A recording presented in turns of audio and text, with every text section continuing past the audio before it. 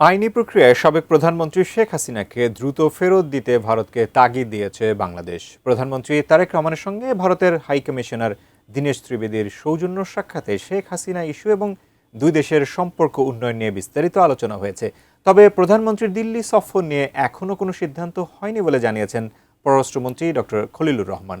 আর ভারতের হাইকমিশনার বলেছেন ফলপ্রসূ আলোচনা হয়েছে। ভারতের নতুন হাইকমিশনার দীনেশ ত্রিবেদী বাংলাদেশে এসেছিলেন গত 12 জুন। প্রধানমন্ত্রী তারেক রহমানের সঙ্গে তার প্রথম সৌজন্য সাক্ষাৎ হল 58 দিন পর। সোমবার সকালে সচিবালয়ে এই সাক্ষাতের সময় 8 ঘন্টার আলোচনায় সংক্ষেপে এসেছে সম্পর্কের নানা দিক। বাংলাদেশের পক্ষ থেকে জোরালোভাবে তুলে ধরা হয়েছে ক্ষমতাচ্যুত সাবেক প্রধানমন্ত্রী শেখ হাসিনার বিষয়ে ঢাকার চাওয়া।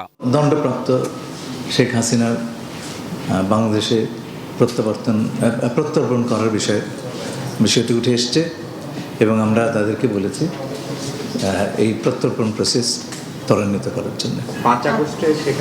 5 আগস্টের ব্যাপারে আমাদের যে পজিশন আমরা ক্লিয়ারলি বলে দিয়েছি এবং সেটা গুরুত্বের সঙ্গে অনুধাবন করেছেন ভারতীয় কর্তৃপক্ষ। সেটা আমাকে গতকালকেও তারা জানিয়েছেন, আজকেও তারা প্রধানমন্ত্রীকে সেটা বলেছেন।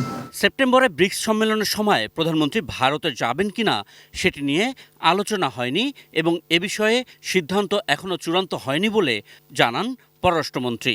বসুন্ধরা টিস্যু অশুদ্ধতার বিরুদ্ধে এক বিন্দুও ছাড় নয়।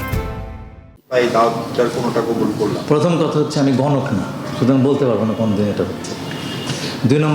2 নম্বর জিনিসটা হচ্ছে যে প্রধানমন্ত্রীকে মাননীয় প্রধানমন্ত্রীকে ব্রিক্সে দেওয়া হয়নি, দেওয়া হয়েছে চেয়ারপারসন অফ ব্রিক্স বিএমস্টেক। এই বিষয়ে আজকে আলোচনা হলো কিনা আমরা এই সমস্ত বিষয়ে এখন আমরা সিদ্ধান্ত নিয়ে নেই। প্রধানমন্ত্রীর দপ্তর থেকে বেরিয়ে স্বরাষ্ট্র মন্ত্রণালয়ে যান ভারতের হাইকমিশনার। মন্ত্রী সালাউদ্দিন আহমেদের সঙ্গে সৌজন্য সাক্ষাতের পর তিনি জানান প্রধানমন্ত্রীর সঙ্গে সাক্ষাৎ ফলপ্রসূ হয়েছে।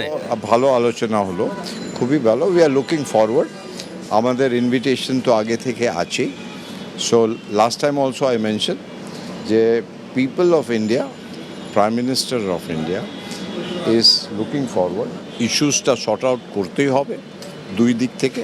আর আই এম ভেরি কনফিডেন্ট। আমার প্রধানমন্ত্রীও আমাকে সবসময় এইটা বলেছে যে সম্পর্ক ভালো থাকা বিশেষ দরকার, নাহলে আমি কেন আসতাম।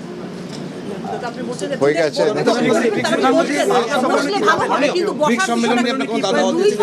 হবে এটা আপনার পড়ে গেল। সবই ভালো হবে, পজিটিভ সব কিছু হবে। এদিকে প্রধানমন্ত্রীর সঙ্গে সৌজন্য সাক্ষাতের পর বিকালেই দিল্লির উদ্দেশ্যে রওনা দেন ভারতের হাইকমিশনার দীনেশ ত্রিবেদী। আশিকুর রহমান অপু, এটি নিউজ, ঢাকা।